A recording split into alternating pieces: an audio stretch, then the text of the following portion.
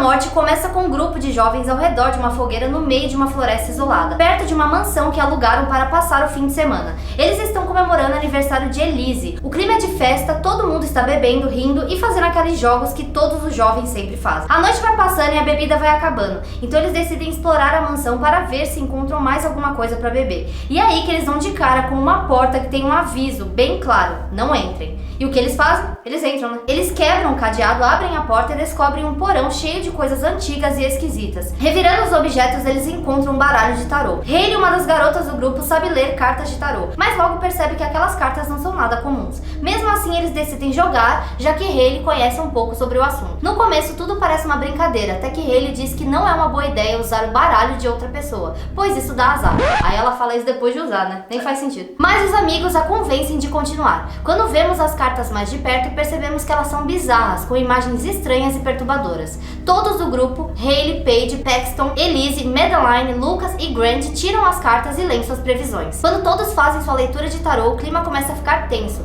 Um silêncio sinistro toma conta da casa. A caixa do baralho começa a brilhar, sugerindo que algo sombrio está acontecendo. Algum tipo de ritual sinistro parece ter sido ativado. Todos estão dormindo sem perceber nada de errado, e a viagem parece continuar como planejado. No dia seguinte, os jovens acordam, se preparam e vão embora, sem ideia do que realmente desencadearam naquela noite. Cada um volta para sua casa e logo as coisas começam a dar errado. Elise é a primeira a ser alvo. Ela mora numa fraternidade e enquanto está no telefone com sua amiga Paige, percebe que a escada que leva ao sótão está aberta. Achando estranho, ela fecha a escada e volta a conversar. De repente, ela ouve um barulho esquisito. Ela desliga o telefone e vai ver o que é. A escada para o sótão está aberta de novo. Quando ela sai do quarto para conferir, a câmera mostra que tem alguém atrás dela, provavelmente um espírito. Mas antes de continuar, bem-vindo ao Resumo Obscuro, um canal de resumos de filmes de terror feito pra você. Elise pensa que é uma das amigas pregando uma peça nela. Meio irritada, ela decide subir as escadas do sótão pra verificar. Não façam isso em casa. Ou melhor, não façam isso na vida real. Só que, conforme ela vai subindo, o ambiente fica mais frio e as luzes começam a piscar. Sons estranhos de sussurro ecoam ao redor, mas não dá pra saber de onde vem. Elise se apavora ao ver a figura horrenda que havia aparecido na sua carta de tarô, agora bem na sua frente. E ela cai da escada. O impacto deixa ela atordoada, mas o pesadelo não para por aí. Elise é brutalmente atacada pela figura monstruosa da carta de tarô. A figura não para até que, sem forças, Elise não resiste mais. No dia seguinte, os amigos ficam em choque com a notícia da morte de Elise. Sem entender o que aconteceu, tentam seguir suas vidas normalmente.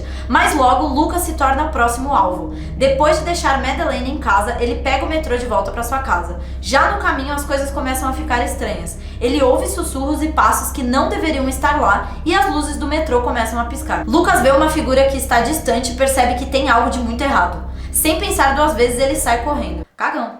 Brigadeiro, eu faria o mesmo. Ele consegue ir para uma área onde ficam os vagões de metrô estacionados e é lá mesmo que ele se esconde, em um vagão vazio e parado. Mas não demora muito até que a figura sombria da sua carta de tarô apareça, vindo direto em sua direção. Desesperado, Lucas tenta escapar, mas, na confusão, ele cai para fora do vagão e é atingido por outro metrô que passa ao lado, finalizando seu destino de forma brutal. No dia seguinte, tudo se repete. Os jovens ficam ainda mais em choque com a morte de Lucas. A polícia os interroga, já que eles eram amigos dele, e perguntam o que Lucas estava fazendo numa área restrita do metrô tarde da noite, mas ninguém sabe responder. Sem conseguir entender o que está acontecendo, o grupo se reúne para discutir o que está rolando. Paxton, um dos amigos, sugere que talvez algum do grupo esteja por trás das mortes, porque é coincidência demais para ser verdade.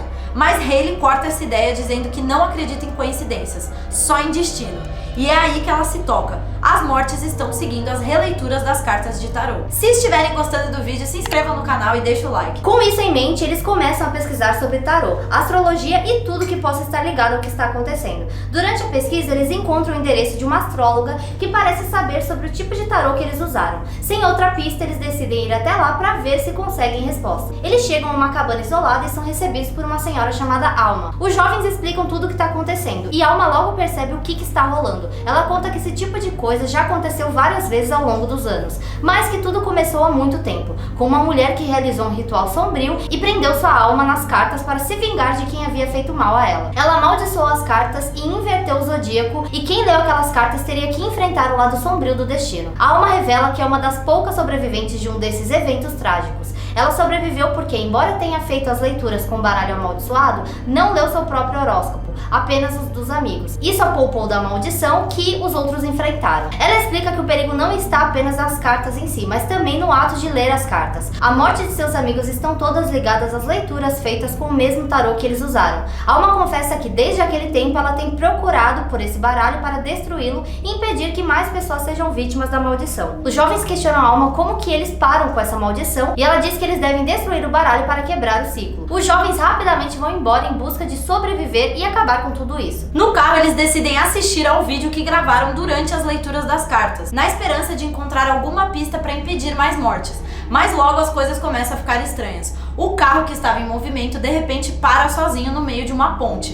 Enquanto o vídeo continua rolando, eles notam algo aterrorizante. Os eventos que estão acontecendo ao redor deles começam a se alinhar perfeitamente com o que foi mostrado nas cartas durante a leitura. Cada detalhe da situação atual parece estar seguindo o mesmo padrão e cronologia das cartas lidas. A sensação de desespero cresce enquanto eles tentam descobrir uma maneira de escapar dessa situação cada vez mais apavorante. Madeleine se desespera porque sabe que é a próxima e sai correndo do carro. Hayley vai atrás dela enquanto os outros ficam no carro. O melhor de tudo é que eles entenderam o que estava acontecendo e a menina vai e faz exatamente o que não é pra fazer. Parabéns! Ativa o sininho clicando em todas, assim você vai sempre ficar aqui com a gente. Enquanto isso, o carro começa a emitir sons estranhos como se estivesse sendo sacudido por forças invisíveis. A sensação de estarem sendo observados e cercados por algo maligno é intensa e quase palpável.